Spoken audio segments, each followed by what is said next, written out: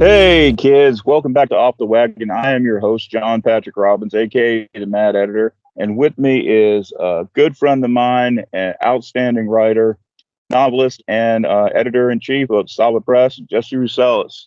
Jesse, how the hell are you? John, I'm doing great, buddy. Doing great.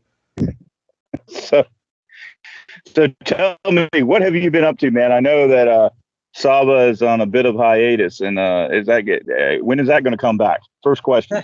I should have known you were going to lead with that one. Yeah, hiatus is putting it lightly. It's been like a year and a half, I want to say, something like that. Um, what have I been up to? Well, I've had a lot of major life changes in that last year and a half. So I've just been kind of readjusting to those changes, but enjoying life. And I do miss the S.A.V.A Press stuff, but it takes up so much time. And right now, I've just been devoting my time to more relaxing and enjoying life, and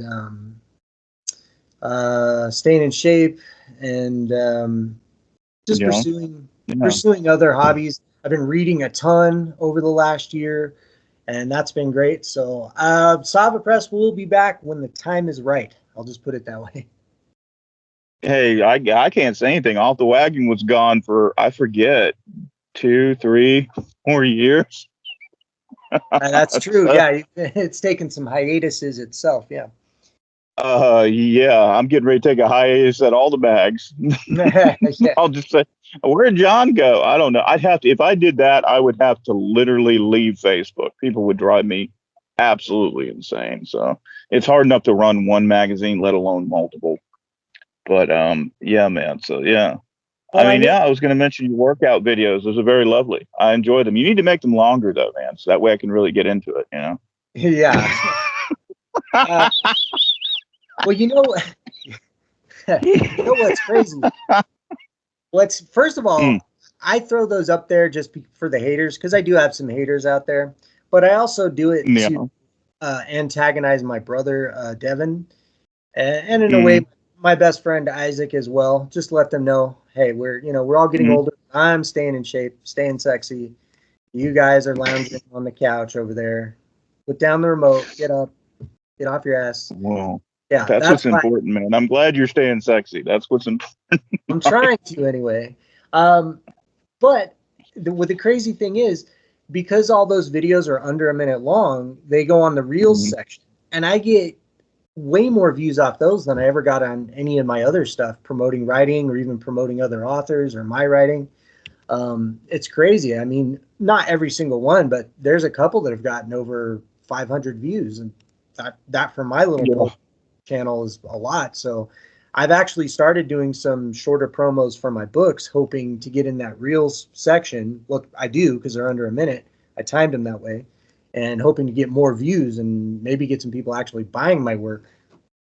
I mean, I think I know Scott Simmons sent in a suggestion that you should probably read more, do like read, parts of your books, but make sure you have your shirt off when you do that. Yeah, He sent you some, cocoa butter. Put on your. I'm sure Mr. Simmons would enjoy that quite a bit. I mean, what are you saying?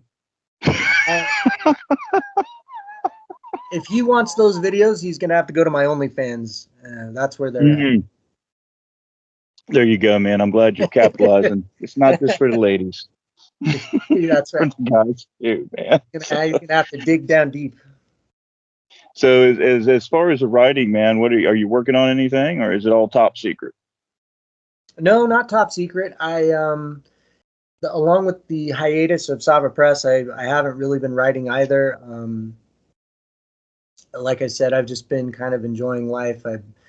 Um, I guess if people are listening, they might be wondering, so I won't get too heavy or bring everyone down. But my youngest brother Hmm. passed away a couple years ago, and that Yeah. Very that sorry. kind of put a halt on things and made me reevaluate my life a little bit more and start thinking Hmm. about my own happiness. What I wanted to do, and Yeah.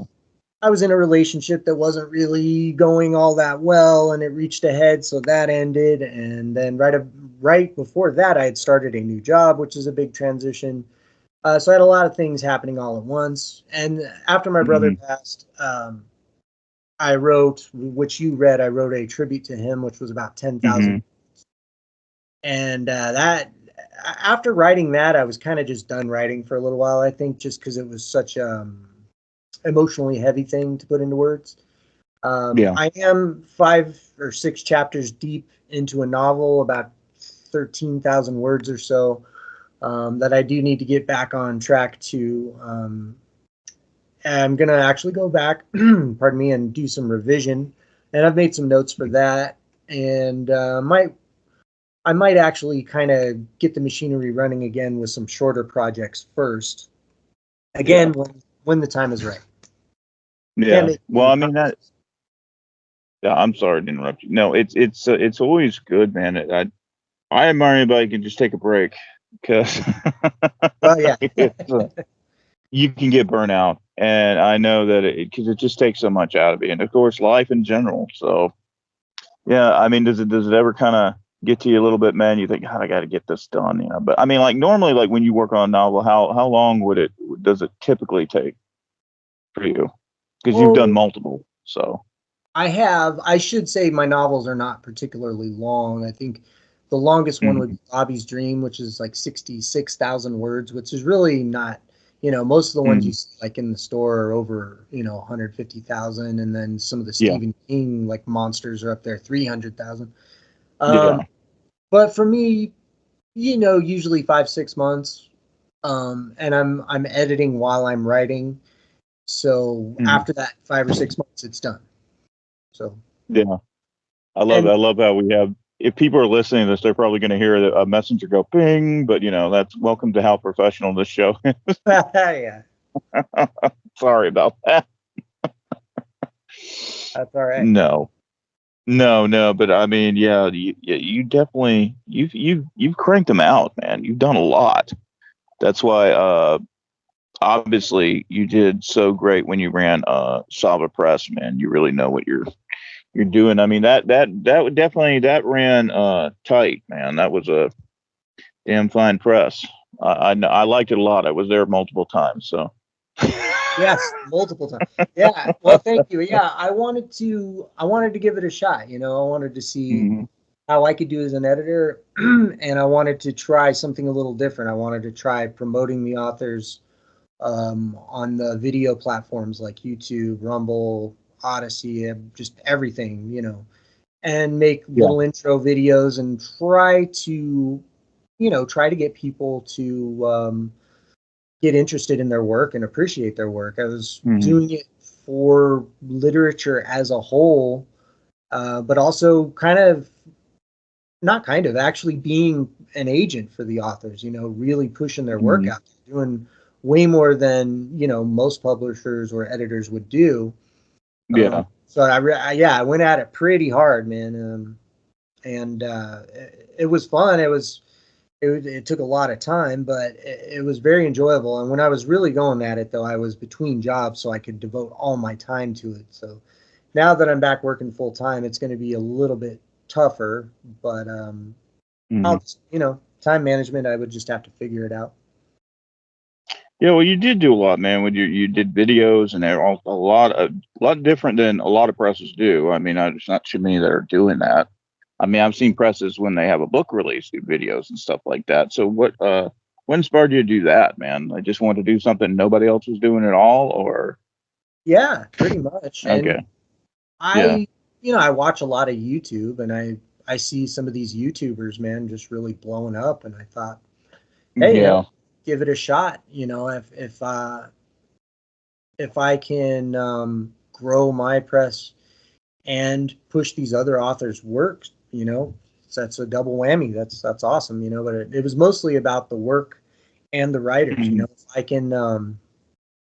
If I can help Titus Green, push some yeah, of his work, or bad example, because I mean I love Titus, but I don't think he has a book. But like say Shebnam Sanders, I know she's got a short story collection. If I can get mhm, some people to buy her short story collection, that's great. I mean, I like helping other people. You know, if I can drive more traffic to the Rye Whiskey Review or any of your sites, or get some people to buy No, your books, that's awesome. You know. I know. I'm saving up for that liver transplant, man. It's gonna be a lot of money. You got to sell a lot of books. Lots of books. We need to start a GoFundMe so John can get a new liver. Yeah. Oh. No, it was great what you did, man. It's just but you know, with that's the thing with social media now. There's so many platforms to push things, but then again, there is a delusion, just so many people trying to sell things. It, you know, like one Oh, friend of mine yeah. said, you know, everybody's Jesus. behind a paywall nowadays, and it's about the truth, you know. I think we're the only ones who don't have OnlyFans. Yeah, yeah. Thank Crazy. God. Crazy. Oh, and Mhm. just as a little addendum to what I was saying earlier when I mentioned Titus, I have been pushing him, by the way, to write a novel. So, Titus, when you Yeah. listen to this, I know you will write a novel, my friend. You will make it brilliant.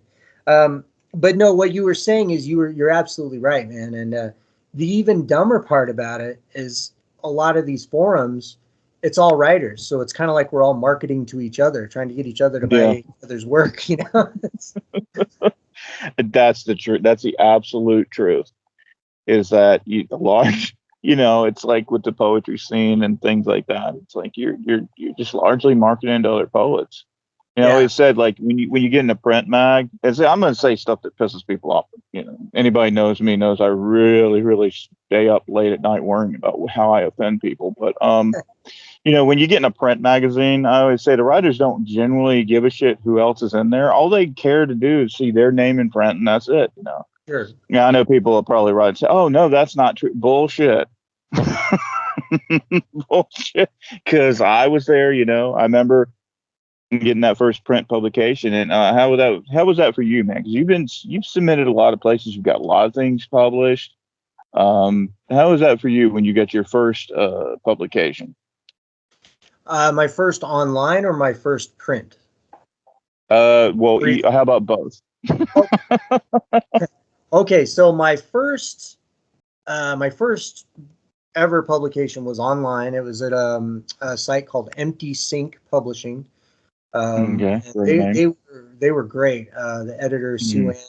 That's the first time I ever had an editor take my story and say, "We like this story, but we need you to revise it a little bit." So she mm, sent it back to me with notes, and I did. It was awesome, man. It was. I believe it. No, no, no. I know it was my story, "Meal of a Lifetime," um, mm, about this retired couple off the coast of Florida on a yacht, and this guy has a sick idea. He wants to eat a dolphin steak, right, which is illegal. mm, So he does, and he's bickering with his wife because she thinks it's disgusting. And then these dolphins show up, and mm. sort of a nature strikes back story. And Yeah, it was based off I of know a the story. yeah, it was based off of a dream that I actually had about, I don't know, I just had this weird dream about these dolphins with glowing black eyes. Anyway, Mm, it was awesome, man. It was like finally I broke through. It was elation. And yeah. then my first print acceptance, I want to say, was Ramingo's Porch Volume 1. Mm, Uh, yeah. Yeah. with We were those both in guys. there. Yeah.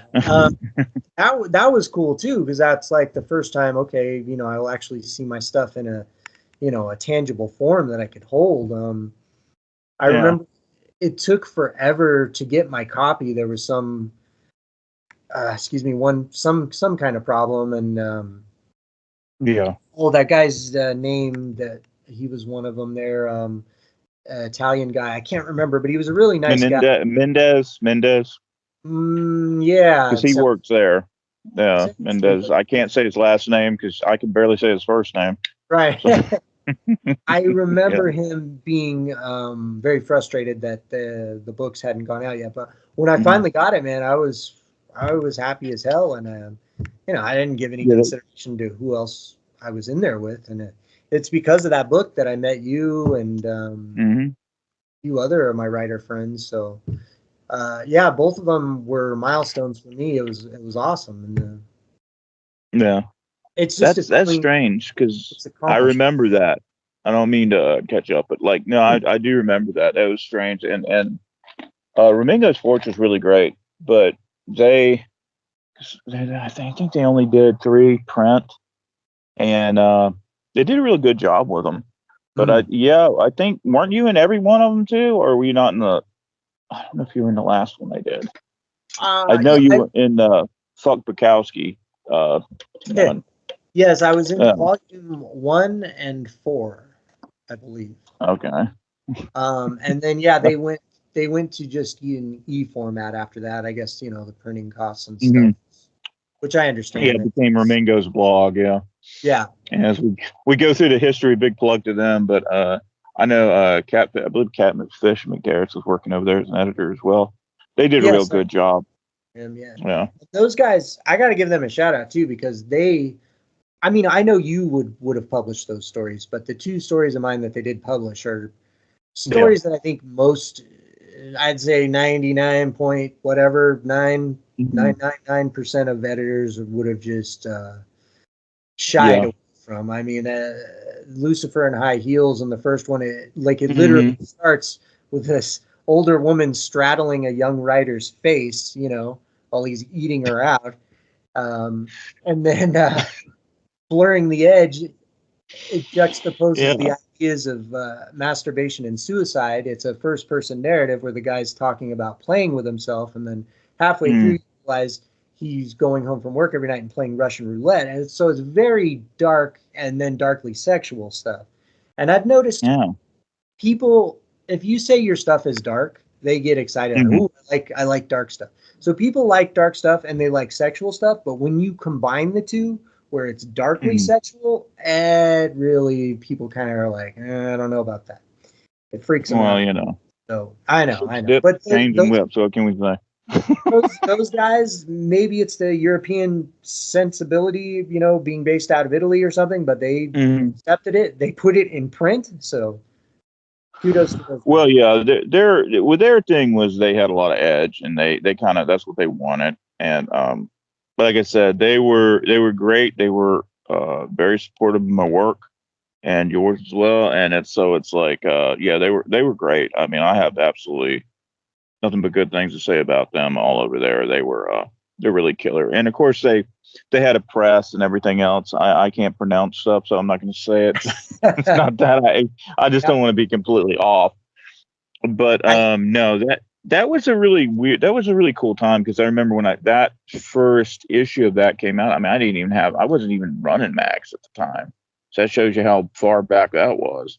uh, So yeah, that was interesting, man. But not to go into like this whole spiel of Ringo Sports, but well, I do have to make a confession though. I think Off the Wagon is the place to do it. For volume 4, when they accepted me, I said, look, I don't want my name associated with that Robbins guy. I don't want to be in there with him. So that was my one well, demand that I made when they published me. oh, So of course, of course, why not? I don't want to be associated with him either. oh, who the hell would even care, man? Who would even that would how could that even be a consideration? Oddly enough, I mean, yeah, I haven't heard that too much, but I got in trouble I get in trouble by default, but public, I'm not going to name the publication, but yeah, there was it's more of a recent one. So, Oh, and I really? don't want to The yeah, hell? well, I guess I can tell the story, but I'll probably get in trouble. Who gives a shit, but, it was for Disturb the Universe. So That I sounds had good. sent work over. Yeah, at the Sky Evans. She runs that, Ah, okay. and she had asked where I know I'm going to tell the story, but somebody had she had was trying to acquire work from this writer, and they went to the website and they happened to read mine was up, and it was like, no, I can't be in a magazine with, this person didn't like me. I'll put it that way. It was just because it was just bad humor. Ah, It once honestly, the humor stuff, man, I just kind of trying to stray away from myself, even though it's like bread and butter. It's so easy. That's why I don't particularly like writing it. But, So, anyways, I don't want to go on that. It's not about me, but yeah, that that did happen. Yeah, somebody actually Wow. wasn't going to be in a magazine because of me. So, like, oh well. Well, Yeah, what are you supposed to say? I It's like, guess. oh, oops, I'm sorry. Like, who cares?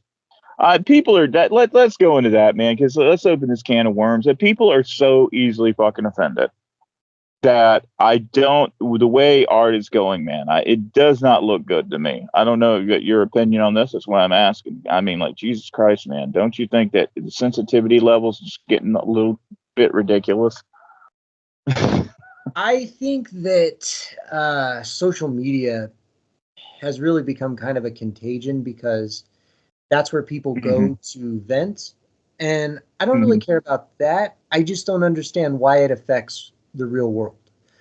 Yeah. Why an actor gets some claims against him for doing something wrong, but Hmm. he hasn't even been tried or gone to court, and all of a Hmm. sudden his agents fire him because there's a bunch of people on X or Twitter, whatever you want to call Hmm. it, and then the movie studios drop him from movies.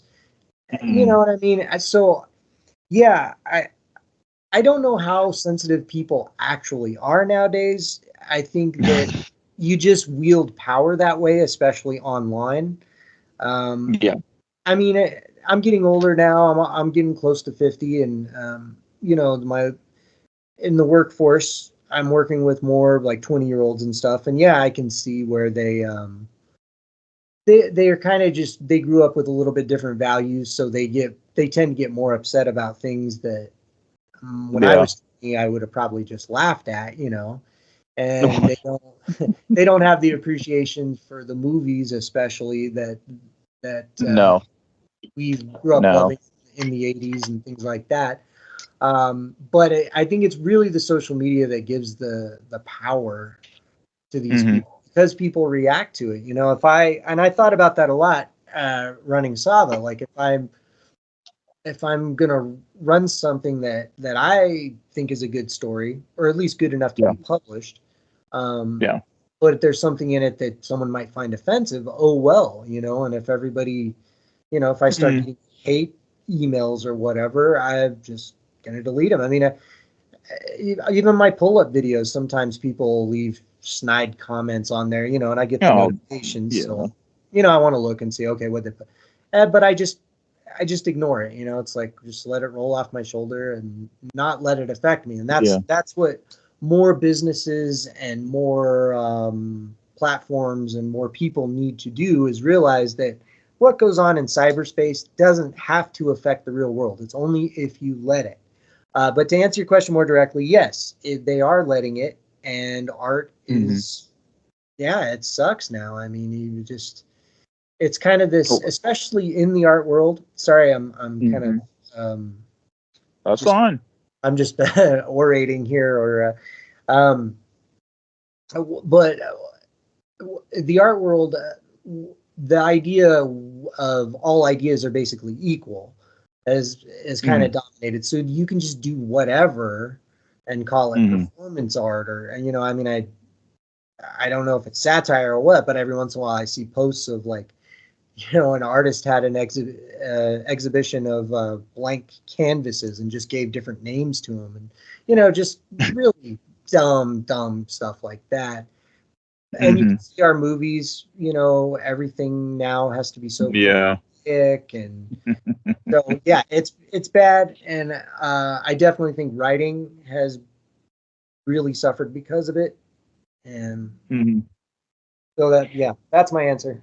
Long-winded, but Yeah. Well, the thing is to like play devil's advocate for this is like I understand some to some degrees when it comes to films when they get a controversy because now I mean you basically are allowing trolls and people like that to control everything, just like you said.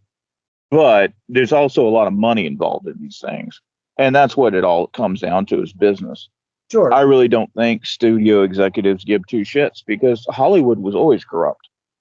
There's nothing new. You can go back to old Hollywood. Jesus Christ, the stories of the shit that they did to people then, I mean, now ain't nothing. Sure. It's just really not compared to, if you think of some of the, like, there's some terrible shit you hear about, and it's not excusable. And so I understand why they're so scared shitless now. But, like, yeah, some of the fucking shit you see is just like, it's like people are entitled to their opinions, though. And that's going to be good and bad. It's like they just want one, like, oh, let's all agree this is great. I'm like, no, you know, I Sure. mean, it's like the shit that comes out of Hollywood is, I mean, it's been dead, brain dead for years. But the thing is, it's like, especially because we're fans of horror. I mean, that was the one place that you could get away with a lot of crazy shit because it's supposed to be violence. And I find that writing, that's another thing. I don't know, like, when the last time, I mean, besides sending out work to me and Scott, but I mean, like, when you send out work now, I mean, you got to be worried. I know I am, because I have a hard time. I used to have a lot more markets, and now, besides not sending out, but I mean, like, eh, people are, I'm not going to go to and out some kind of editors, but, like, they want a horror story, but now they kind of want to go. It's all got to be like childproof. Like, we're putting little soft edges on every corner, when horror in nature is violence. That's what it's about. Yeah. Yeah, I know it's meant to scare, but you're really not going to scare fucking people. I don't believe so. Not nowadays. They're too desensitized from the fucking evening news. But yeah, have you had any problem when it comes to sending work out, man? Have you seen a lot of changes? Well, I honestly, yeah, I haven't sent out anything in so long. Great Especially, question, huh? well, especially because, you're always pretty much Yeah. willing to publish me. So Hmm. I would generally go straight to you for, either the Abyss or the Rye Whiskey. Yeah. But yeah, I mean, I really try hard to make all my stuff as well written as possible, even if you don't like the story or Hmm. whatever. At least the Well, writing yeah. itself is good, I think. And um, I tried really hard with my presentation, with my cover letters. I put a lot of effort into it, and I did get, just a ton of rejections. And Hmm. I would look at some of the stuff that was published, and I would just think to Yeah. myself, "Are you kidding me? Like, it's just I so know the feeling. bland. It's so bland, or there's no real story there, or Mm. the characters are just cookie cutter. Um, like, what the hell do these people want? You know?" Hmm. And that might be, talking about some of my other stories just a little bit ago. Maybe it was just a little too edgy for them.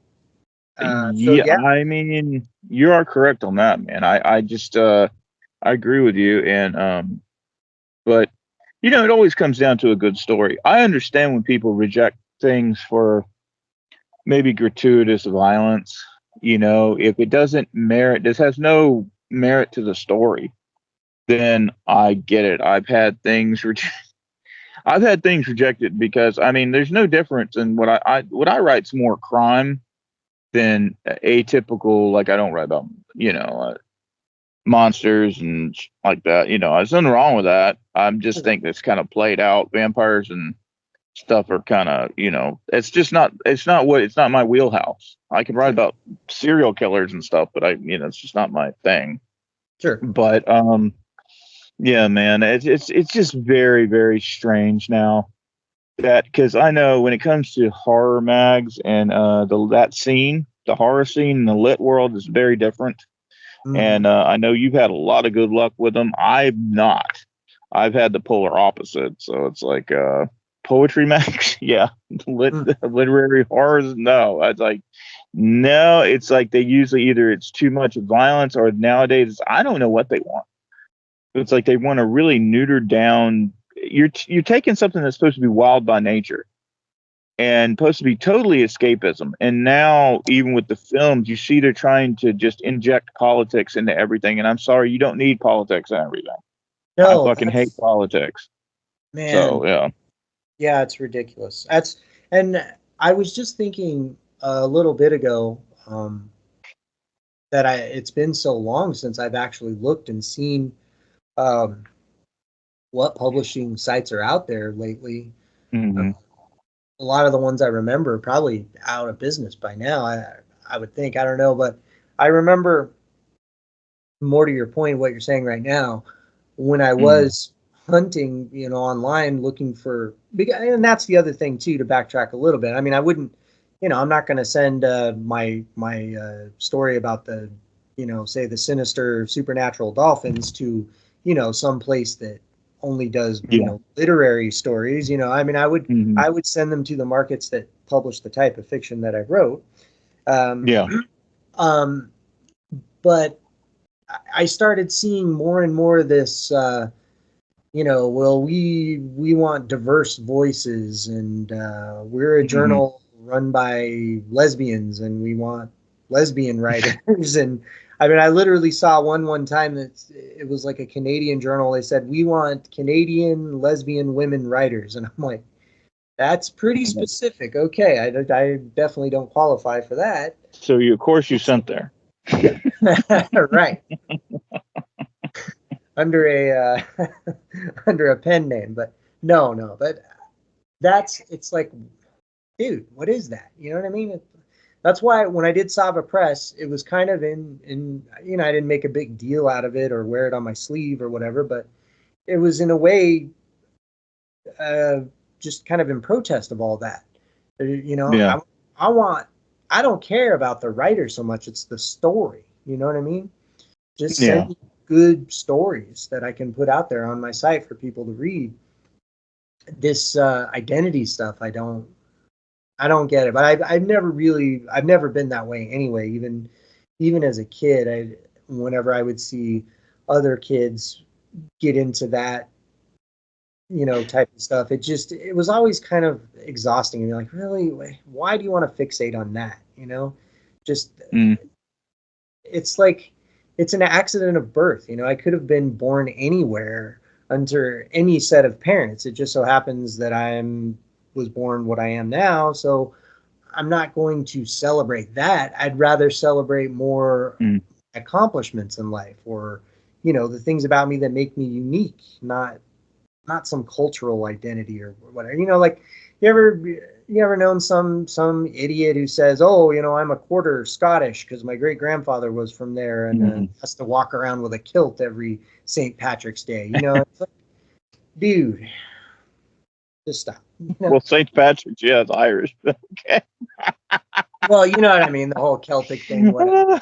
Yeah, I know. I get what you mean, but then again, like I said, I mean, when it comes to, I know with like me publishing people and all that stuff, it doesn't matter. I whatever, however people want to identify and all that, I'm not gonna go into anything about, because that's fine. However you want to be listed, you'll be listed. I have no problem with that. But Sure. no, it's because it's like, I just stay out of the fucking politics. But I do remember a time in history when we could, we talk about how advanced we are, that we could all have our different opinions. And granted, people definitely weren't. I think the problem came is that when people could finally be open about things, and once is great. But then, yeah, people just they just want to fucking goddamn, if you disagree with anything, they want to label you as things. And it's like that. It's ridiculous. We have a pounce culture going on, that Well, anything that we think may be prejudice or anything like that, we're gonna just get the pitchforks and let's go running. And it's like, it's kind of ridiculous. I mean, I remember me and a whole group of writers, we got for some reason tagged in this post, just because there was like a mutual friend on our list that was, most people, we didn't agree with their politics, but all of a sudden they're going to label them something and we're all evil too. I'm like, we didn't have anything to do with that shit. I don't, I'm not a political person. So yeah, that it just gets really fucking crazy nowadays. People they're just ready to fight over, at times, nothing, because they don't even want to ask or question. It's like we just want to lock ourselves away. We become so fucking, we're like entombed, for Christ's sakes. And the only thing we know is we filter life through the internet connection. And it's, it's like, come on, man. Like, that's not. entertainment is supposed to be just that, entertainment. And we need to stop. We're getting a little bit too fucking ridiculous, Right. I mean, if you think society is not going to hell, the Barbie movie was a huge blockbuster. Oh my God. And sorry, Yeah. I'll get pissed at that one because that was the dumbest. Look, I like looking at Margot Robbie too, but not for fucking 3 hours of that. Not that I watched it. But Yeah, I did. Yeah, I don't have any particular interest in watching that, so I have not seen it. But okay, yeah, I've got a bunch of thoughts about what you were saying. First of all, see, like my generation, I'm 46. We were kind of like the acceptance generation. Like, okay, someone's gay, no problem. You like this, no problem. As long as you're not hurting someone else, we don't care. It's not a big deal. And then that somehow has evolved into, well, you have to celebrate my identity or my, life choices or whatever. And it's like, no, that's your thing. I don't care. And, you still get people who are, anti whatever and more, say, conservative side and, or more judgmental about, what's good. Yeah. And are more likely to counter them with, but I still like what I grew up with, and that's that acceptance thing. It's like, I don't care what you are, what you do, as long as you're a good person, or at least if you're a good person towards me, you know what I mean? You're not out there doing horrible shit to society, then fine, that's like that. And oh man, I forgot the second thing that had come to mind when you were talking just there. But I'll kind of go back to when you were saying it's a business decision and things like that. How art gets manipulated and stuff. I think though that the people making these decisions are still they're just being so reactionary. I mean, if you put out a good movie, people are going to react to it, or a good book. Yeah. So you take like my favorite example was Kevin Spacey, right? So he got accused of doing some things, and he has come out and admitted he's acted in ways that he's not proud of. Yeah. But before I think he was found guilty on that one. Well, no, before he even went to court, which he was actually exonerated of the one guy that was making the claims. But before he even went to court, this movie that he had just done, they decided to digitally erase him and replace him with another actor, which couldn't have been cheap, right? Now, if they would have just kept doing their thing and put their movie out when it was scheduled to come out, do you really think there would have been a mass protest? Like people, I'm not going to go see that movie because Kevin Spacey's in it, and he supposedly was grabbing some dude in a bar 20 years ago. I don't think so. I still think the movie would have done fine. So there was it was just a reactionary thing to the news at that time, and it was just for the company to try to save face and say, "Hey, look, we're the good guys," instead of saying, "We hired this actor, he did the job for this movie, and that's what we care about, and that's what we're putting." And it goes back to my point. That's what I wanted to do with that as well. It was about the work, the art, everything else was secondary. Yeah, I mean, from what I know, I'm no expert to speak on any of these things because I'm not sitting here like, I can't afford a guy doing fact checks on this crap. But well, I don't I'm not Joe Rogan. I was just using that. I was just using that as an example, to say that the business decisions that they're making, I don't think they're making the right business decisions. And I also think it's because Hollywood's in the shitter.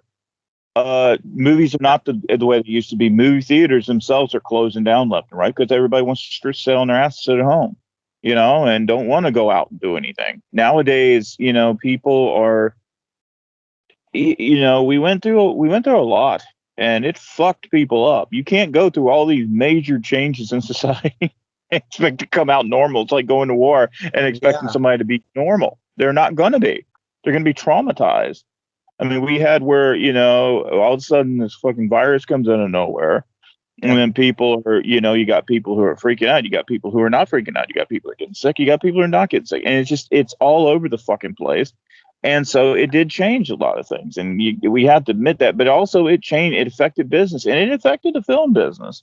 I mean, you think about how movie theaters, I mean, one thing is the movies suck. That's why, some things do really gangbusters. I think, I don't know. I'm not into superhero movies. Anybody knows this. I think the Wolverine, whatever Deadpool movie that did tremendous business. But people want escapism, is what it is, and I understand that. I like escapism. I just like horror. I don't prefer, people in spandex. I mean, I thought, if we're going to do that, let's bring the hair bands back, for Christ's sakes, because it's kind of weird. Yeah. Okay. Well, okay, so you just reminded me of what I was going to say, but before I get into that, yeah, what happened in 2020 and all of that definitely had an effect.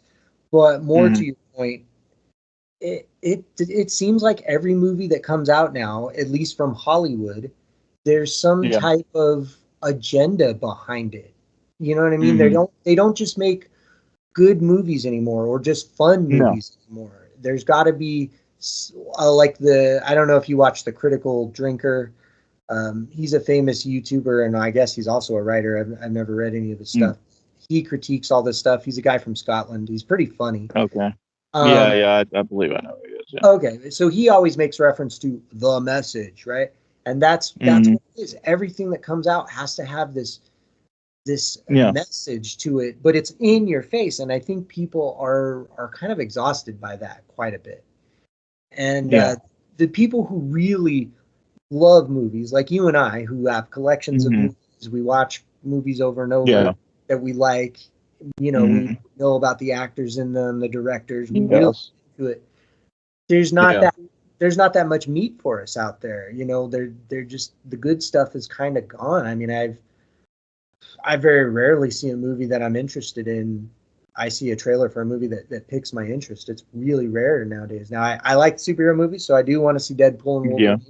Because I think it will be fun. It's two different opinions here. If you disagree with some of them, I'm just shining a little laser pointer on Jesse. Other than that, I still haven't seen the Iron Claw because of the wrestling aspect. I do want to see that eventually when I can. Probably when it comes on streaming, I'll watch it. I don't like going to the theater anymore either, but that's a whole separate thing. Yeah, just because the trailers and I don't want to see a Toyota truck commercial in the fucking movie theater. Like, I never saw that when I was a kid, But the only movie out right now that I'm really interested is that Maxine movie. That one looks really good. I haven't seen the two movies before it, but I guess I'll have to watch the trilogy so I can really get into it. But other than that, there's just not good movies coming out. And then what I was going to say before talking about my generation is what you're saying is this generation talks about safe spaces. Well, to us in the 80s, 90s, the safe spaces were you go to a comedy show and you forget about all that stuff and you just relax and laugh, even if they're saying stuff that's uncomfortable or would be slightly offensive in another setting. Like, you watch Eddie Murphy's Delirious. I mean, it's hilarious still to this day. I'm sure younger generations they'll find it offensive, but it's good. They've grown up with that, being offensive. But if you just, the safe space was going to the movies and forgetting about all that stuff, getting lost in the movie, like Airplane, right? The guys who created Airplane, they even said we were trying to offend literally everybody in that movie at some point. And people of that generation, they love it. They still laugh about it today when I mention it to people myself at my age or older than myself. They love it. And Blazing Saddles is another one that's like a eternal classic. God, and we don't have that anymore now, even in the comedy world. Like, when I see modern comedians, they're either neurotic, making fun of themselves, like kind of Seinfeldish, except never as good as Seinfeld, or they're talking about sex. And that's pretty much it, because you can't make fun of anybody else or any other thing now without people freaking out about it.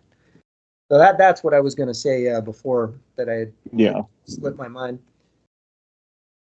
So I mean, yeah, I agree with a lot of that, man. But it's just you can it's become a very scary thing that entertainment's kind of dying out, and it's like the Hallmark Channel has butt fucked everything.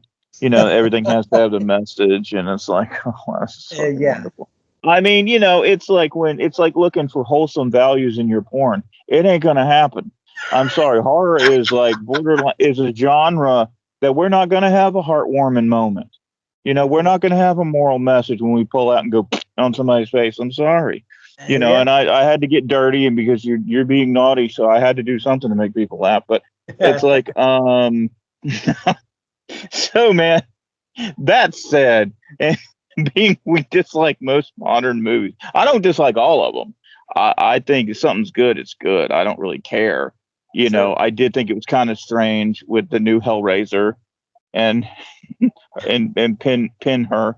It's not Pinhead. It's like it's like what is this shit? It's like, this is supposed to be horror. It's supposed to scare you. It's not supposed to be, oh my god. It's like, the most hilarious thing is when they did a Jeepers Creepers reboot. Once it's, like the first movie's okay, but it's not, we're not talking about the greatest fucking film institution here. It's like the first movie, because you had no explanation. It's when you try to explain horror that it goes to shits. I mean, I remember when horror was like they had a slasher out every other week. I mean, I kind of miss those days. I think a lot of kids nowadays, they can say what they want. They didn't benefit from the good times of when we tried to kill each other with air pistols and it was fun. Well, yeah, that is another major problem, man, is that they just keep churning out the same stuff, like reboots, remakes.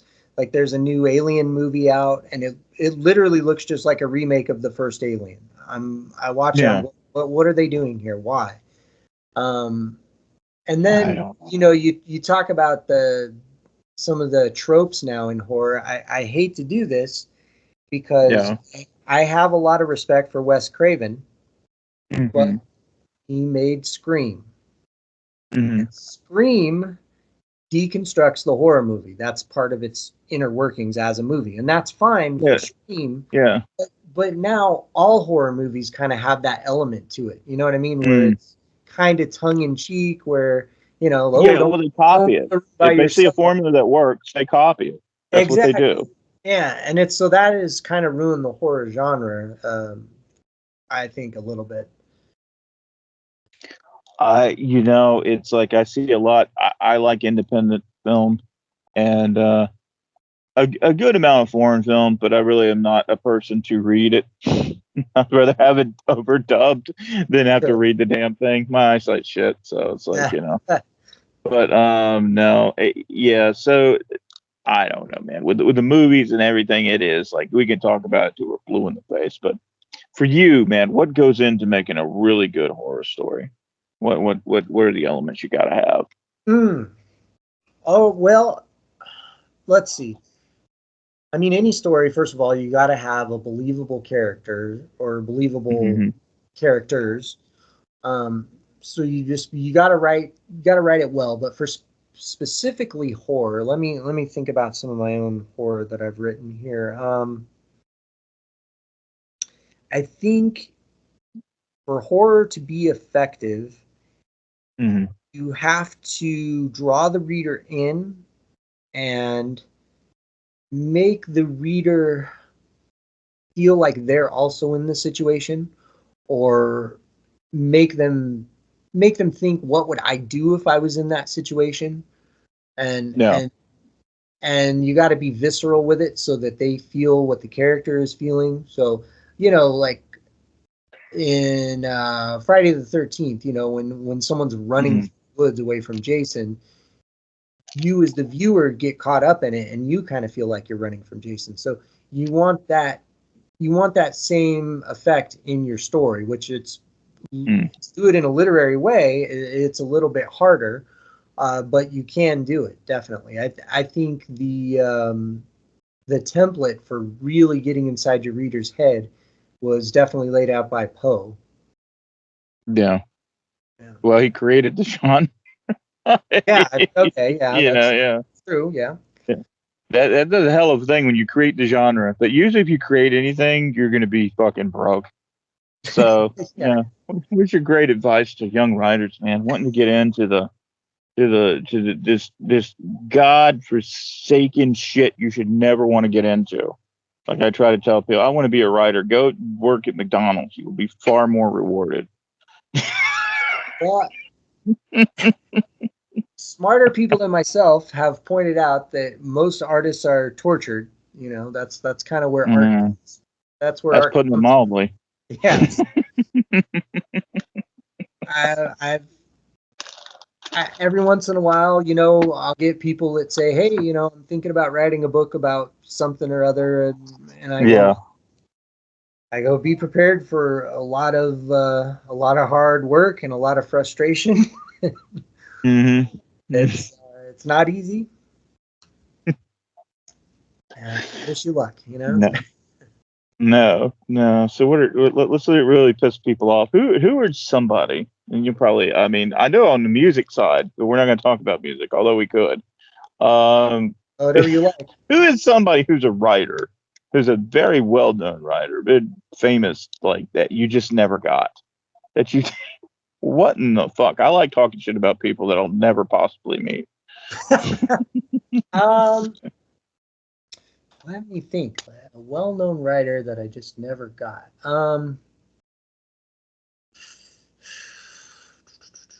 See, it's kind of difficult because I've dipped my toe in a lot of different writing, and I do, you know, try Mm-hmm. to read different authors. But if I don't like their stuff, I don't pursue any more of it. So, you know, I can't really say I got. Oh, I got the perfect example. Yeah, Patricia Cornwell. Yeah, Oh, she's wow. yeah, she's a powerhouse in that. And I I was gotta going to say say, you're taking a big swing at the bat there. yeah. So the mystery writing and cop thrillers and all that, that's not really my genre. But I Mm-hmm. I was reading this nonfiction book about a guy who he just to make a long story short, he got into studying the decomposition of dead bodies for forensic purposes, and Mm-hmm. he's got a place in Virginia called the Body Farm. And I know that Yeah. Patricia Cornwell went there and met him, and she wrote a novel called The Body Farm. So I thought, okay, if I'm going to read Mm-hmm. something of hers, I'll try that one because there's a connection there of something that I'm interested in. And I mean, I didn't even make, I don't know, I have 60 pages. It was just terrible. Like I saw Yeah. passages here and there that showed that she could really write, but this was Mm-hmm. just my favorite writer, Harlan Ellison, would have called her a creative typist. You know, the Mm-hmm. dialogue sound right, the characters were just paper Yeah. thin. You know, she just jammed this thing out, which is what a lot of these formulaic writers do. I mean, you look at Danielle Steele. I mean, written over like 100 books easily. Very successful. Yeah, very Yes. successful because they just pump it out, and you know, people like it, I guess, because they buy them. But I Yeah. personally, I couldn't do that. It would be like working in a factory, basically. So yeah, there's an example for you. I don't know Yeah. why people would read that, but okay. Yeah. Well, then you've got the writers now that I can't think of his name. I don't know why. He did Kiss the Girls and a bunch of other things, but Oh, he Patterson. licenses he licensed his name out, Yeah, and he doesn't actually write some books. Yeah, his name is kind of, you would assume that he did. And yeah. it's like, it's not illegal to do that, but it's like very strange. You know, once I is what think I'm going to do. I'm very tired of writing. I'm just going to put my name on the book. I That's stealing, John. No, apparently it isn't. Apparently this is legal. I think that was James Patterson. I could be wrong. But I'm pretty sure it is because he has books in every genre. Like he is he is the Walmart of writers or whatever, you know. And I'm probably saying it wrong, then probably going to get in a lot of trouble because we're mentioning big writers. yeah, Yes, so that'd be awesome. But well, yeah, no, I I saw a can't. thing. I saw a thing online. I think it was on Facebook, and it was some kind of writing contest where if you won, you got to co-author a book, and it was either with Patterson or Clancy. I can't remember, one of the two. And I was just like, what the fuck is that, man? I mean, that's a strange one. I mean, like, I'm so fucking burnt out. I thought, wow, that sounds like a great idea. Not really. I'm such a nutcase, you know. Co-authoring a book with a famous writer. I mean, what is that all about? It's like, who's really It's writing called that book? You know what I mean? It just it's seems, called doing all the work, and then they come along and clean it up and put their name on it. So yeah, it's like, yeah. And what are they? They're just going to teach you how to be formulaic like them, you know? Which I guess I, that is successful if you know. What I think what really got those guys is, and just like with Grisham, is they got some of their books turned into movies, which really exploded. mhm. Well, So I mean, yeah, I guess if you can that's do what that, happens to the biggest writers. If your books get, turned into movie, get somebody buys the rights to them. I mean, it doesn't even have to be like the book. That's the thing. I know it drives a lot of writers crazy. That's why you never saw, you never seen Salinger. You never saw Catcher in the Rye. He would never give the rights away. yeah. Not that he was fucking crazy, but like, I've I'm read he's not a bit talking about weird, being but crazy. I'm talking about he wouldn't hand his rights away. Like sure. to and a lot of people want to do that as a movie, but apparently a lot of people like to kill people love that book, very preferred, you know. Yes, I've read that one. You know what's crazy is I found out several years ago that once again that same thriller, police drama Mhm. kind of genre, J.D. Robb and Nora Roberts are the same person, and you see Mhm. tons of books with both of those names. So I mean, that person was writing so much that they had to have a second name to publish under. Mhm. It's insane. I mean, I get the pen name, man. I don't know if you've ever had that desire to do a pen name. I mean, I I've thought about it. definitely done pen names I a I lot. I kind of regret not doing it because my last name, nobody can remember it, nobody can spell it, nobody can pronounce it. Hmm. I was going to kind of copy that cadence of JD Robb because it's so short. I was going to take my father's middle name of Robert and be Hmm. JR, and then my mom's maiden name of Sloan. I was thinking originally of publishing under J.R. Sloan, which is a lot easier Yeah. sounding name. It rolls off the tongue a little more than Jesse Rucilez. But then Yeah. I thought to myself, if I do get any success, it should be under the Rucilez name. You know what I mean? Like, I There try you go. try to do something for my father's name at least a little bit because he tried. He was a musician. He was on his way Hmm. to making it when he did his album and stuff, and it just he never really broke through. And Yeah. he came close, and I Yeah. thought, if I can build upon that a little bit, bring some honor and prestige to the Rucilez name, I might as well. So that's why I didn't do the Well, pen name. yeah. I mean, that's another thing, man. You have I mean, your father's an incredible singer. I mean, if anybody wants to check that out, they can go on YouTube because you've Oh yeah, actually put the tracks up there. I Incredible did. singer, and you are also a hell of a musician yourself, man. We probably never really talked about that on air too much, but Yeah. yeah, and that's up there too. So there you go. You can find that on Jesse's YouTube very Yes. easy. Yeah. Yeah. So what? Why did that? I mean, why did you not? Because you could have easily went that avenue, man. You have that ability. You know how to write songs. You know how to play, music. So it's like, it just never appealed to you like that, or. I was starting to really get into it. My dad taught me a little bit about playing drums and Hmm. about a kid, and I was just kind of learning on my own because I've always loved music and I love to sing and all that. But I just figured my dad and my uncle especially they're both really really talented, and I figured if Hmm. you know they didn't really break through, and I just figured I'm not as talented as either one of them, so I wasn't even gonna like try seriously. I kind of had a moment of clarity. Plus, I don't really like bars. I don't like traveling. I'm not a drinker, Yeah. so the musician Yeah. lifestyle would have not. I don't think I would have enjoyed it too much at all, really, especially the traveling and stuff. Yeah. That's one thing. You're definitely not the that archetype of the alcoholic novelist. You're the polar opposite. That's true. I like to write sober. Yeah. Yeah, well, this is alien to me. What do you mean? Well, I mean, like, come on. I think most people are. I don't know how many people are crocked when they're writing. I think people think I am. That's shit, man. That's far for no, no. I mean, I have written drunk, and then you come back and you're like, because I heard about the Beatles when they dropped acid. They were like, yeah, man, they spent hours in the studio, and they come back and it was pure shit. Like, yeah, I mean, yeah, I couldn't write hammered. I mean, people think I do just because I can't spell with the shit, but other than that, that's a minor technicality. You don't need to be able to spell. I know people that can type out perfect and they ain't got a damn thing to say. I read quite a few of them. I imagine. Yeah. So, what was the worst submission you ever had, man? You don't have to name names, but when you were running S.A.V.A, something that you made you think, Jesus Christ, what the hell is this? Well, okay, so I didn't really get that many submissions to S.A.V.A. Mm-hmm.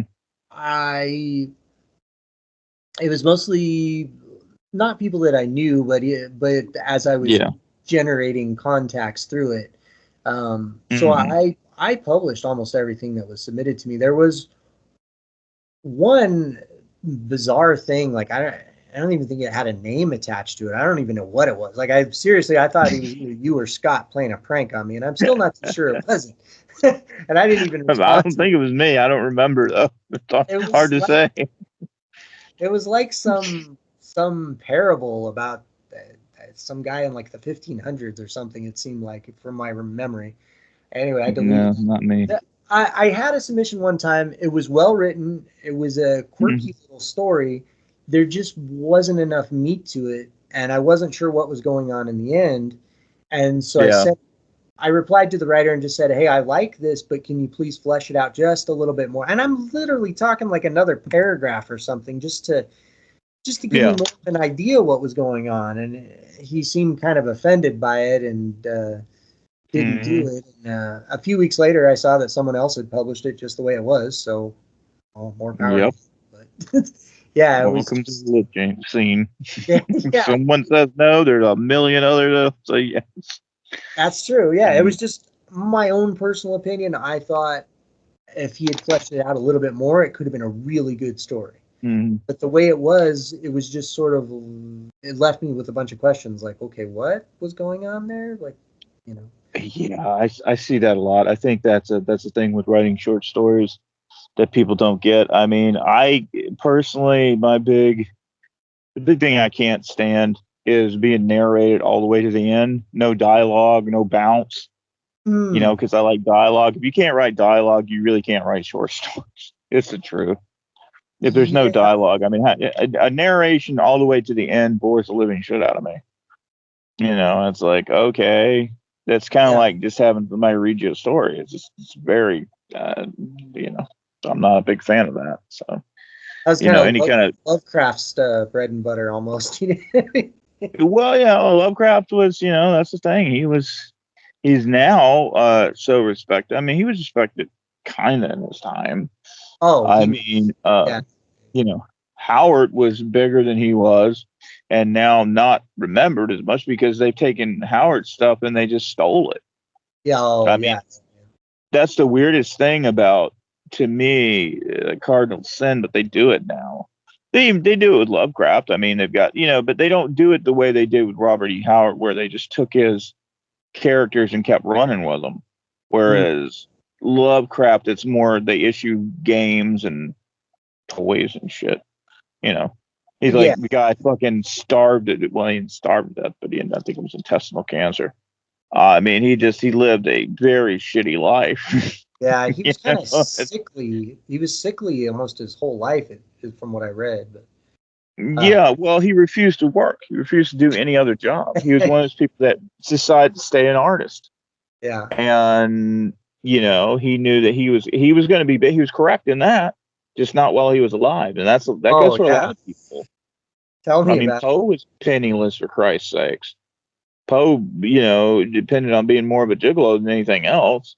Sure. I mean, not like, not like in like the literal sense, but I mean, these people that artists, that's the thing. If you want to take this fucking road, I mean, you're not going to be everybody pisses and moans. You're not going to be the first one to like go without, and that's the thing is stay motivated. It's difficult, man. It's Yeah. like, so how was it with you, man? You first started writing. Did you share it? Did you ever share the work with your family, your brothers and stuff?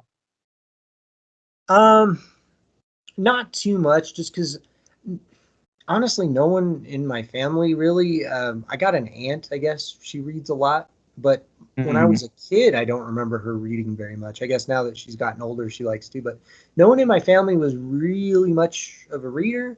I Well, started writing very young, just messing around with little stories, and my dad read yeah. some of it, and he was encouraging. When Mm-hmm. I got up into my teens, that's when I kind of stopped. Yeah. Puberty hit and all that kind of stuff. So I kind of just got out of it, and I'd always liked to read, and Mm-hmm. then I started doing a little bit of the music thing, but then my other passion was martial arts, and that's where Mm-hmm. that's when I turned away from the music so much. Is I wanted to teach martial arts. That's what I wanted to do with Mm-hmm. my life.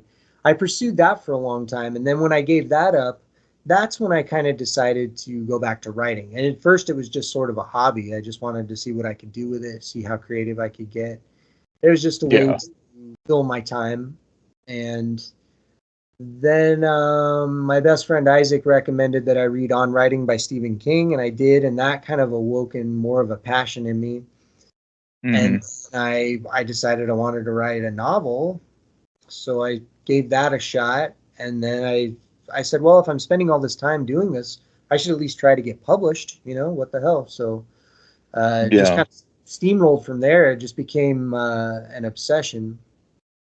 So I just started Mm-hmm. writing a lot, especially in my late 20s or early 30s. I was writing a ton, but I was still honing my style to what it is now. And Yeah.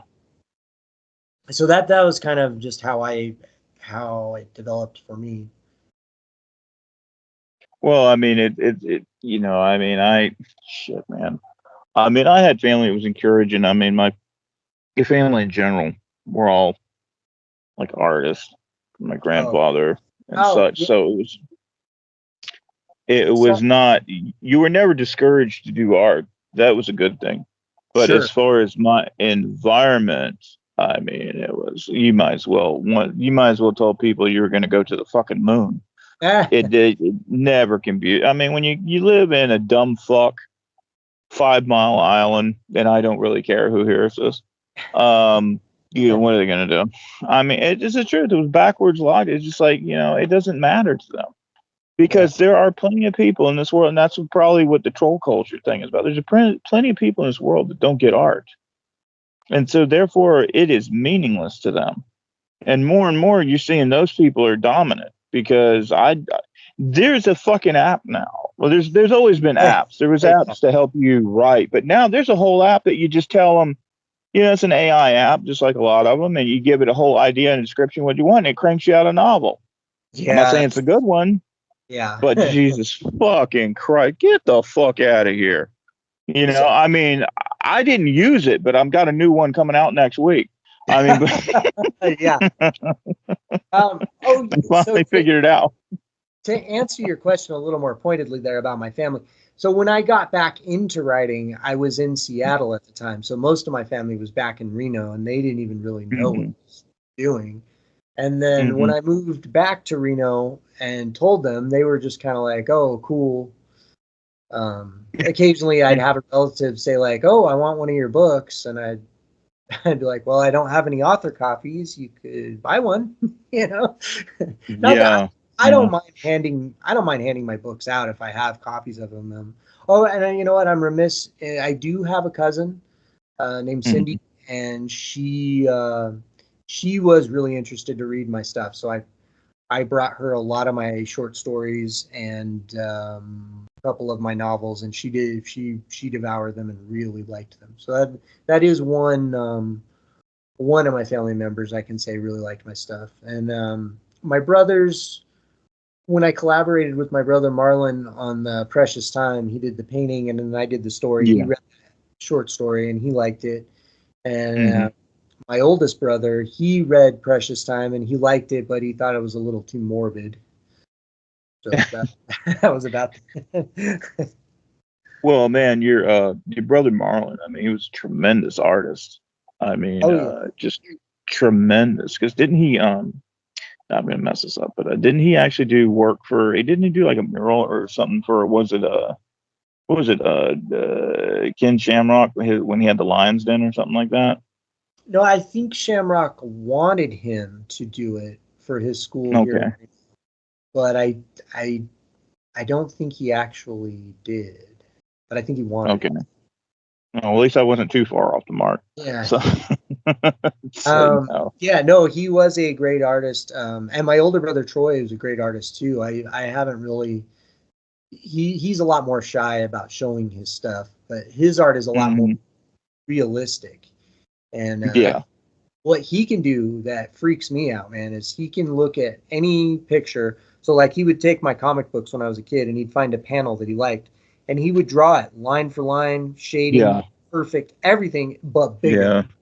So he could Yeah. look at it and scale it up. I mean, he's really tremendous too, and I'm always on his case about doing more art. But these days he's kind of I don't know. He's just not as into it as he used to be. But both of my brothers on my mom's side were just incredible visual artists because our mom she was always good at like sketching things and doing some drawing of her own. So they both Yeah. inherited that gene definitely.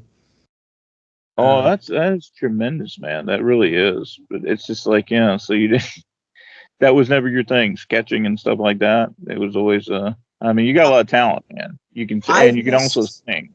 So I've I know. I've messed around with it a little bit. I took art classes Mm, in high school mainly just for the easy A, but um, mm, my drawing skills are just nowhere near like theirs. I mean, I can draw some stuff, um, mainly from just watching my brother Troy when I was a kid, watching how he would draw. So mm, I can do certain little things, and I have like my own like little characters that I've sketched over the years.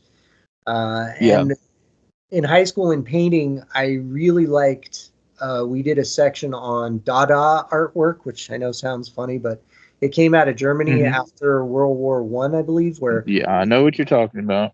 yeah, artists were super poor. So they would take things like out of the trash and they would stick it onto their painting or onto their Mm, canvas, paint around it.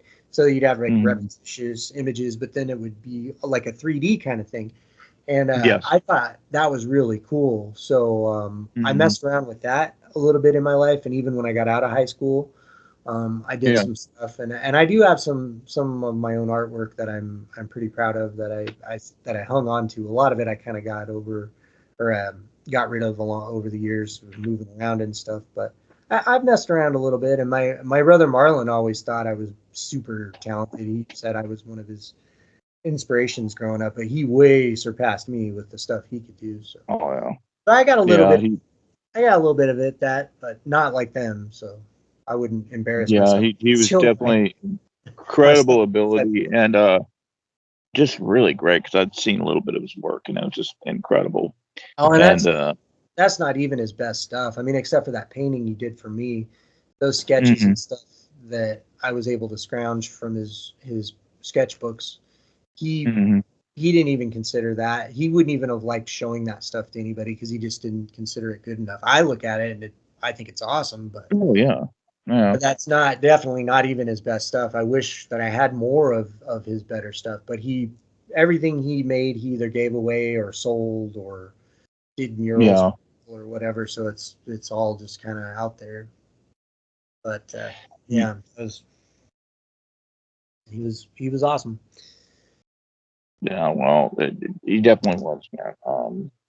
Definitely get a lot of praise for that. But so, man, with this novel you're working on, can we know a little bit about it, or does it all have to be completely secret? You do not No, like talking about it because I'm funny. I don't like talking about anything until it's done because I find I don't finish it unless don't talk about it. I'm very strange. Writers are all crazy. Doesn't matter what kind of writer you are. No, I'm kind of Yeah. the opposite. Like, I don't mind talking about it because then that motivates me to want to finish it. Because I go, well, I was running my mouth, Okay. so I better, All right. I better put up, right? Yeah. Yeah. No, it's out there actually because the opening prologue I had published as a separate short story called Protean Man under Unlikely Stories Volume 4, Hmm. is what they called it. It was published online. I've since revised it quite a bit because the Yeah. novel is evolving, and I Hmm. have the revised version is on my author blog at Hmm. jrucilez.blogspot.com. It's on there, and so anybody can read it. It's that opening part of the novel. So no, it's a futuristic dystopian kind of action thriller. The setting is everyone lives now in these huge cities. All the smaller cities have kind of just fallen into ruin. Um, Hmm. Corporations have taken over everything, so even the politicians are basically employees of these corporations. The biggest corporation is called Protean Industries, PRO-T-EN, and Hmm. the president of the United States is actually a Protean Industries employee as part of their public relations division. You know what I mean? So Yeah. I'm doing it in kind of an ironic Kurt Vonnegut kind of way, but it's also Hmm. very graphic and violent at the same time. So I'm kind of blending a lot of genres and those ideas that I just put out there with the big cities and the corporations taking over and all that. Yeah. That's those are kind of tropes and dystopian science fiction that have been done, but I think the way that I'm doing it is going to be a little bit unique, and I'm trying Hmm. to really satirize corporate structure and like when you start a new job you have to listen to all their nonsense, their mission statement and then their Yeah. company values and all that. So I'm satirizing that because in the book there's going to be excerpts of like the Protean Industries employee handbook and things like that, and their mission statement and their Hmm. company values and all that. And so I'm hoping when people read it they'll appreciate that aspect of it, of just how ridiculous life really is.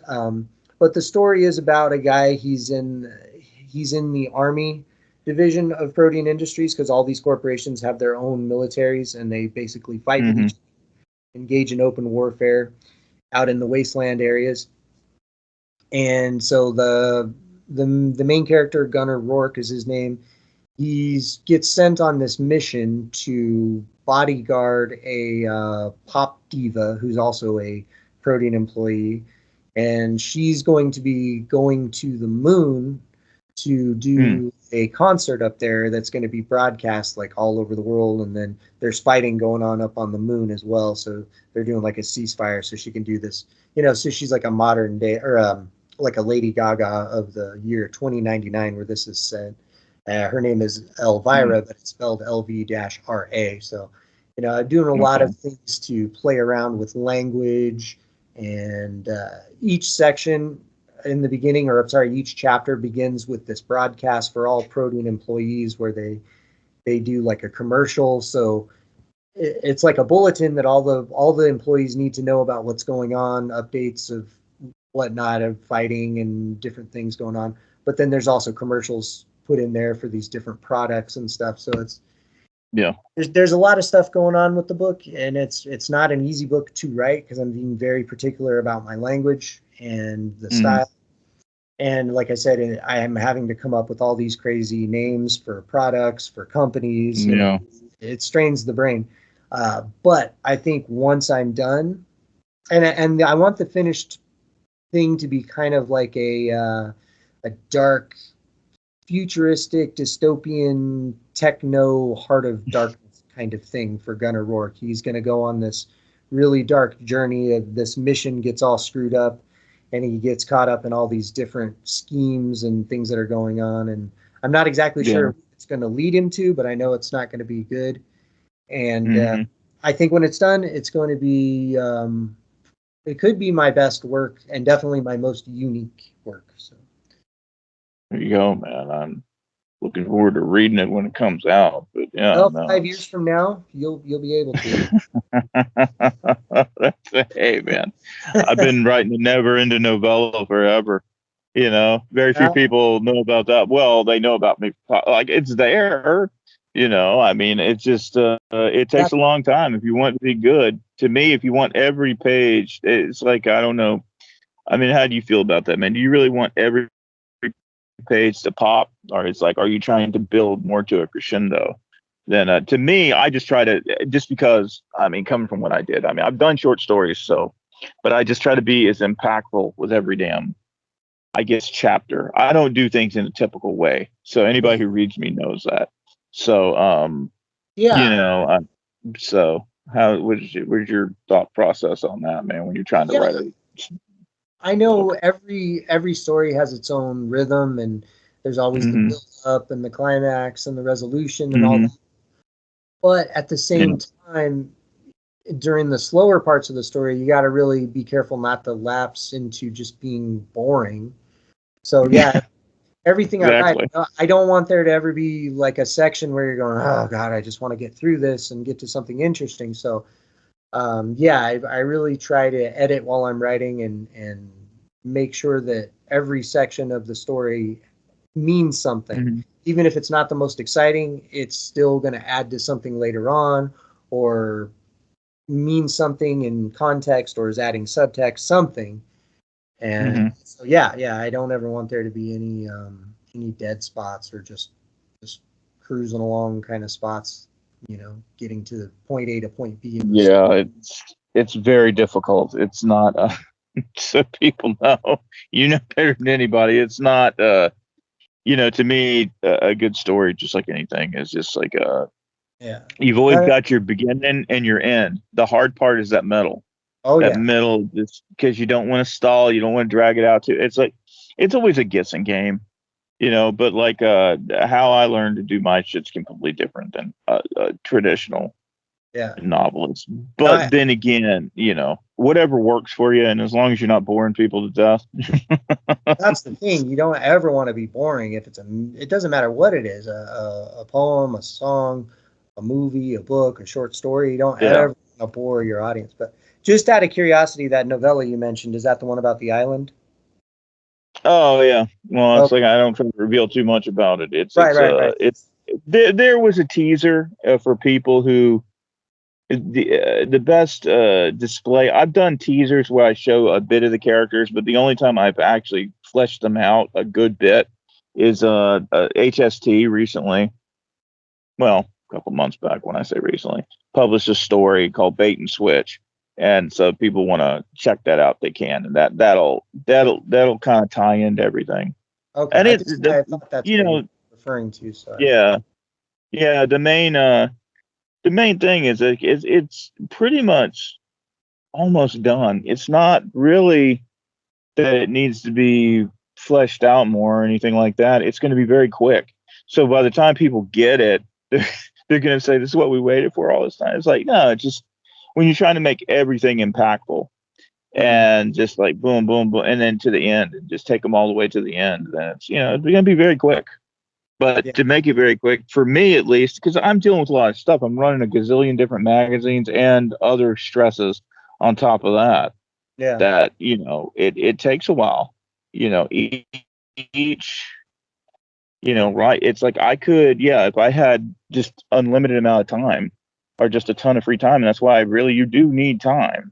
And that's the thing, learning to kind of balance that because all of us, man, we got to work, we got to do other shit. It's very difficult. That's why these people who get paid to write full time, you wonder why, God damn, why does your work suck? Yeah.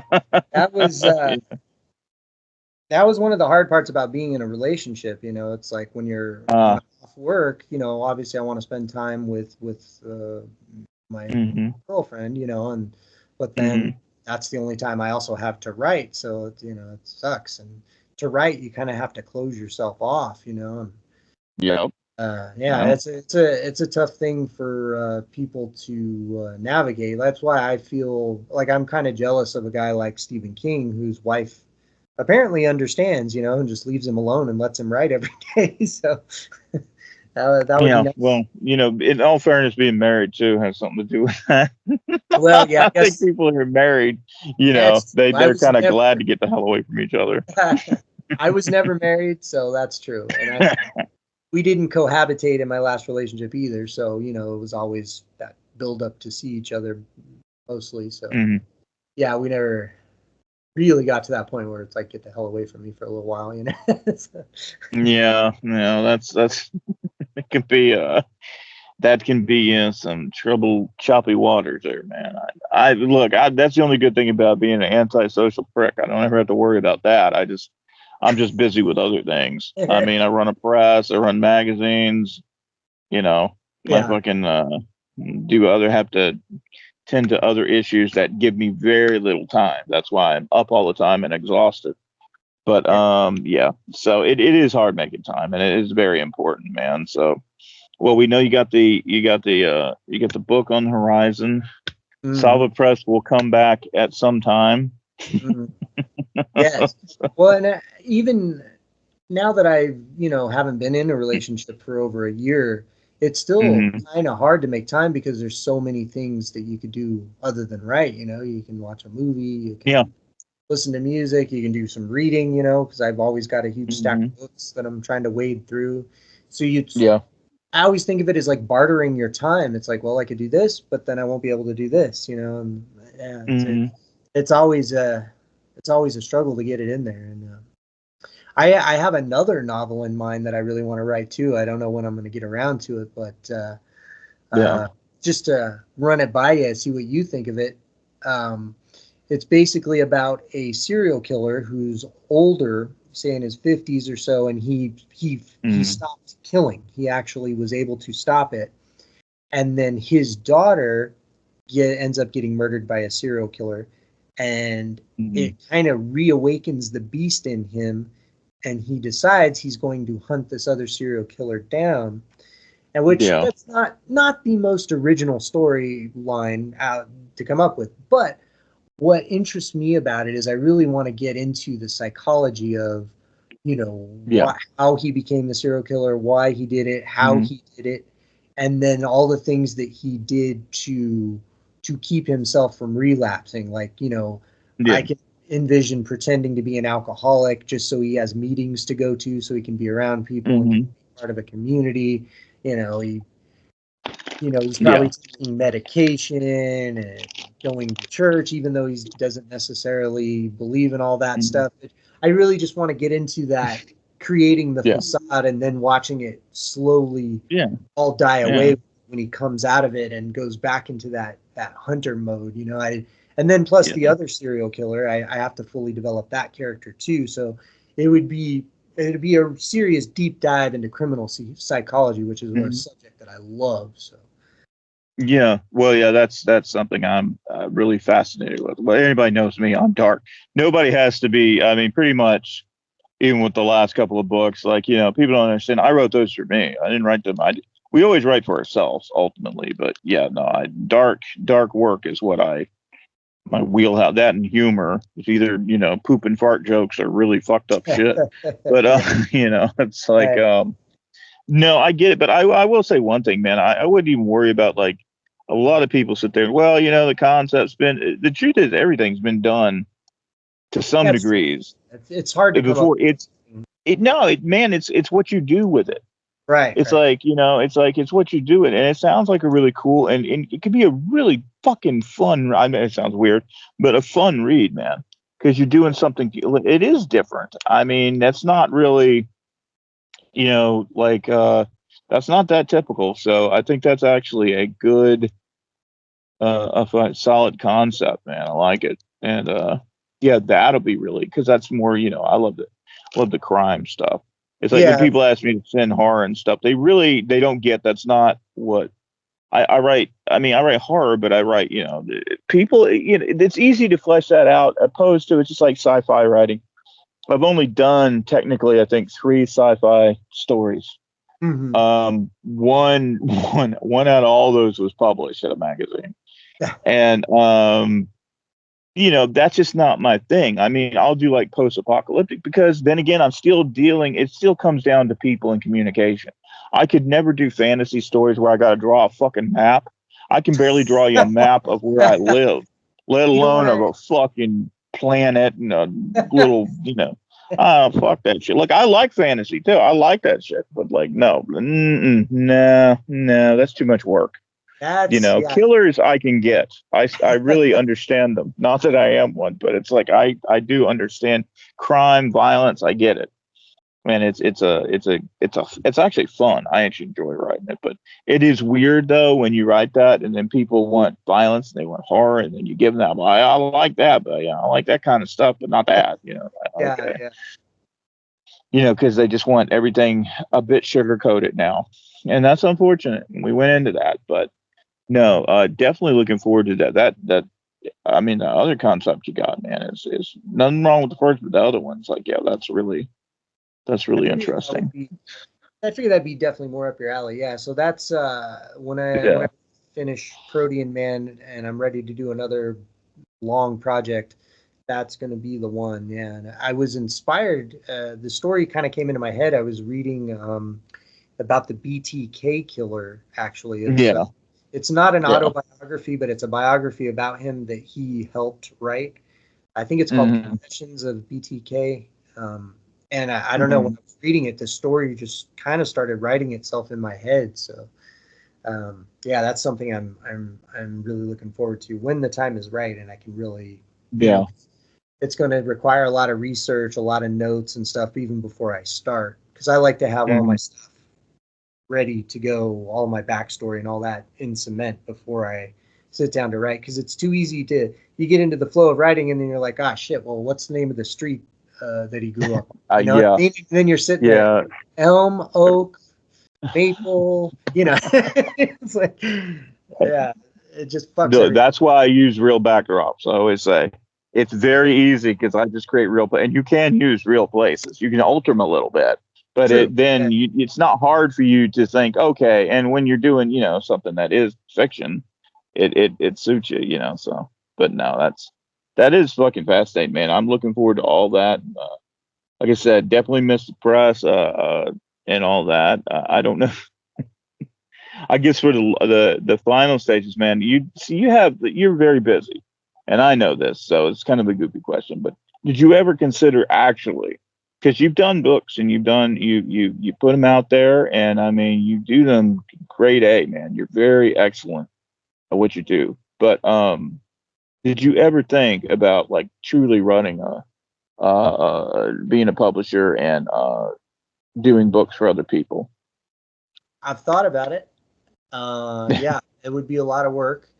And Hmm. um, there's an author that that I actually floated the idea to. Um, Hmm.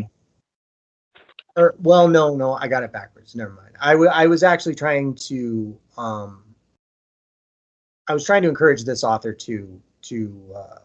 the author had written a very long story, like novella length, and I was saying, Oh just yeah, yeah, put it up yeah. on Amazon like I do, just sell it. And the Hmm. author was like, well, we could put it up on your account. And I was like, well, that would just be weird, because I didn't actually write it, but people are buying it from me, kind of thing, so I didn't really. Hmm. Um, but I have thought about it. Hmm.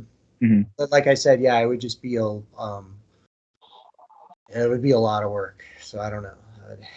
if Yeah, it's if S.A.V.A Press had ever really starts to take off and I can make that my main source of like income, not that I made any money off it anyway, but if it got to the point where it was becoming hmm, like my job, then yeah, I would definitely start leaning toward that direction, because I do, it's frustrating as fuck trying to format and all that. hmm. We talked about that in some other forums that we've had together.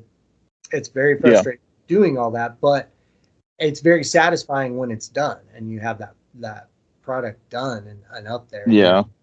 So, and I got this thing in me. I think it comes from teaching martial arts. I like to help people. So, Hmm. if someone comes to me and they've got this great book, but they don't Yeah, necessarily know the formatting and didn't want to fuck with it, I would if it's someone that I like, I would, I would do it. I would say, oh, let me give it to me. I'll format it for you. And I've helped you out with projects, and done editing Yes. and stuff. I Yes. enjoy it. So You've actually been worked at the press technically. So yeah. I did No. short time. Yes, I was the. I'm like Yep. the. I'm like the George Harrison of the Whiskey City Press or the frat. I'm the quiet one. No one really knows about me. Well, I mean, yeah, you've always been a part of it and hanging around. So in a way, Sure. people do just because we've had you on, and I know you've been on the illustrious Ron Murphy podcast. I'm sure you'll Oh, be my on that buddy one. Ron Murphy. Yes. Yeah, the one and the only. He's been in hiding. He's been on a real hiatus. He's like oh god, I can't remember that guy's name. That nutcase that was um that locked himself away and grew his fingernails till he about dragged the ground. Oh, But uh, was it Hugh? yeah, Gosh, I can't remember, but I know who you're talking about. Howard Hughes. Howard Howard Hughes. Hughes. That's right. Yeah, Yeah. he used to come to, I think it was Reno or maybe Tahoe, but I think he Hmm. used to come to Reno where I live. Back the old I want to say like the Harrah's, when Harrah's Casino Hmm. used to be here. I think Hmm. he had his own suite there that was like exclusively his. I want to say. Yeah. He had a lot of things, man. He became a total reckless, but he had a lot of issues. But he was a very smart man. Oh yeah, I yeah. mean, but that's the So problem, you know. you're saying Fine line there. Ron Murphy has adopted his lifestyle, just kind of. Pretty much. I don't know if we'll ever see Ron Murphy. I don't hear from him. He doesn't answer. He doesn't. His agent won't pass his calls through. So we never know though. He might come out of retirement. I've heard rumors. Maybe he But got canceled. oh, Ron Murphy was canceled before there was canceling anybody. Like before canceling was cool. So, Right. oh man. Well, I tell you what, man. I appreciate the hell out of you being on the show. Um, if anything you want to promote, feel free. But I think we're gonna go ahead and wrap it up, man. And I really do appreciate you being on here. And it's amazing, man. We brought the show back, and Yeah. I'm like, because I needed more work. Yes. You like to pile on yourself, that's for sure. But I do the same thing too about whatever it is I'm doing. I Hmm. I get obsessive about it and I want to do more of it. So Yeah, I'm just a glutton for punishment. I'm just yeah, crazy. Don't yeah. tell me. You got to do something in between the cocktails. What can I tell you, Sure. man? Um, Anything you want to promote, brother? well, first of all, I just want to say it was a pleasure being on, and I appreciate you inviting me back on. I will do this anytime. I love it. I love to just talk, and I like especially talking about writing and the process of writing, and it never gets old for me. Hmm. Promote really not really. I mean, S.A.V.A Press is still there. All the stories are still there. S.A.V.A, by the way, for anybody who doesn't know, stands for Subject and Verb Agreement Press. So S.A.V.A is an acronym. But if you look that up on Twitter, Instagram, Hmm. Facebook, anywhere, but it also has a blog spot. That's where everything is mainly posted. All the videos are Yeah. still on YouTube, Rumble, Odyssey, Gab, Twitter, you name it. And then my Yeah. personal channel, like we were talking about earlier, just I think I use my full name, or no, now it's just JL Rucilez on YouTube. But yeah, it's Hmm. just videos of me doing pull-ups and various things. And now I'm doing short promos for my books, trying to get them up into that Reels section where I can get more Yeah. views. I mean, I did like a 10-second clip of my dad pulling out his turkey out of the oven on Thanksgiving, and then Hmm. posted it just to be kind of a smartass. I posted it, and Yeah. the real saga got 8,000 views. So if It's hard to say why certain things on there it's go insane. like. I mean, Yeah, I don't. I've had things that have done well, but like I'm not dedicated like that because I mean, I'm trying to because I just want to have no time at all to myself. yeah. You know. So if any of my book promos could start reaching those levels, that would be awesome. Start generating some sales. I Uh, mean, money. What's that? What are you speaking of? What is right, this right. language? This strange thing, currency, of which you speak of. I mean, honestly, I know I'm going to sound like a total schmuck, but I Mm, mean, the money's fine, but I just want people to read my stuff and enjoy it. You know what I mean? Yeah. Really, Yeah. if someone buys one of my books and sends me a message and says, "Hey, man, I really enjoyed it," that would mean more to me than just about any amount of money. You know, I mean, obviously, when you start getting up into those bigger amounts, it's going to change my entire life.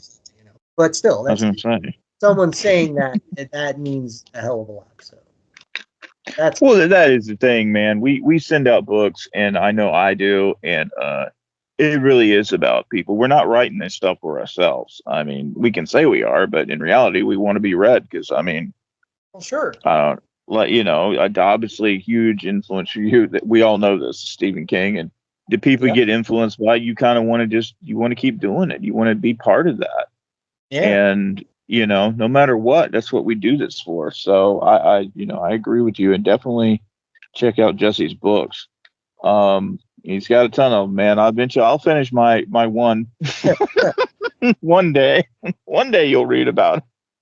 Probably when I figure, I always said when I quit everything, and somebody said one day, you quit working, you'll be dead. Pretty much. You know, it's like, yeah, there was a famous fiddle player. I cannot think of his name. He gigged around Texas, and he always said, you know, when he quit, he would just, like, you know, fiddle himself right up to the great big damn fucking fiddle to the guy and just hop in the casket. Because that's basically how I feel like it's going to happen for me. But, you know, man, I mean, what can I say? It's just, you know, it's our passion. It's what we do. And I know it's what you do. And it's like, it is a pain. Though when people want you to, everybody wants you to give writing away. It's like, you know, they don't give their trade away, but they expect us to, you know. I mean, I've tried to exchange things, but you'd be very surprised. Hookers don't take books for payment. But you know, I try not to let it bother me too much because I get it. You know, people don't understand. People don't understand about what writing really entails, and especially when you're self-publishing, doing all the editing and all the formatting and all that shit, and then you designing your own covers and stuff, which you know, anybody listening out there, that's praise I got to give you. You design some awesome covers, man. Thank you. You're welcome. I just go on Amazon, find an image and a template that works and stick it together. I mean, I'm very good. Dude, I'm always open to do covers. All you gotta ever do, like it's not hard to get me to do covers. I do them for fun. That's absolutely one thing that I love doing. I should probably take you up on that. Yeah. Yeah, I mean, that's one thing I love doing that I absolutely don't mind doing. Some people are, I mean, sometimes I have had offers to do a couple, and maybe I forget, or I mean, with some of them, it's like, you know, they're doing it for a press. The press should at least say, hey, can we, you know, kick you something, you know? It's like, yeah. But it's strange. I try not to get too bothered when someone says, hey, I want one of your books, you know, and they want me to just give them one. So I usually, but it's the truth, but I usually just say, well, I don't have any author copies laying around. If I did, I'd happily give you one, which is true, because I have given away plenty of my books and over the years. And I probably do need to order some author copies, so I do have some laying around. But yeah, some people do, man. Some people got them. I can't imagine. Excuse me. It's funny. Heard that. It's funny how family, especially, you know, some of my relatives, I want copies of all your books, and I'm like, oh my god. I'd have to go on there, order, you know, author copies of each one, have them shipped. You know, and it's like, yeah, shit. Yeah. No, they don't know what a pain in the ass it really is, you know. So I don't blame them. No, people don't. It's just nowadays, it's like I end up giving a ton away, but it's like I'm just crazy. And you know, whatever. People are like, God, what the hell is crap? They like the covers. Right. With me, it's the covers. They like the covers. I don't know. They use them as coasters or something. I don't fucking know. But, I'll usually offer to send them like a PDF version too if they want that. I've done that plenty too. So I try to be magnanimous about it. You know. Well, man, I gotta say it's been great having you on the show. I know you'll be back again because we've done multiple kinds of shows. I mean, you were on the 100th episode of Editors After Dark. I don't know why people didn't catch all the others, but yeah. We That's might have to weird. do one of those every once in a I while. know. We're probably going to celebrate the 200th episode pretty soon. Right. Never know. Yes. All right, man. Jesse, it was great having you on. I appreciate it, and thank you for going off the wagon, man. Likewise, man. Thank you for having me. Now I need a drink. All right. Yeah, yeah.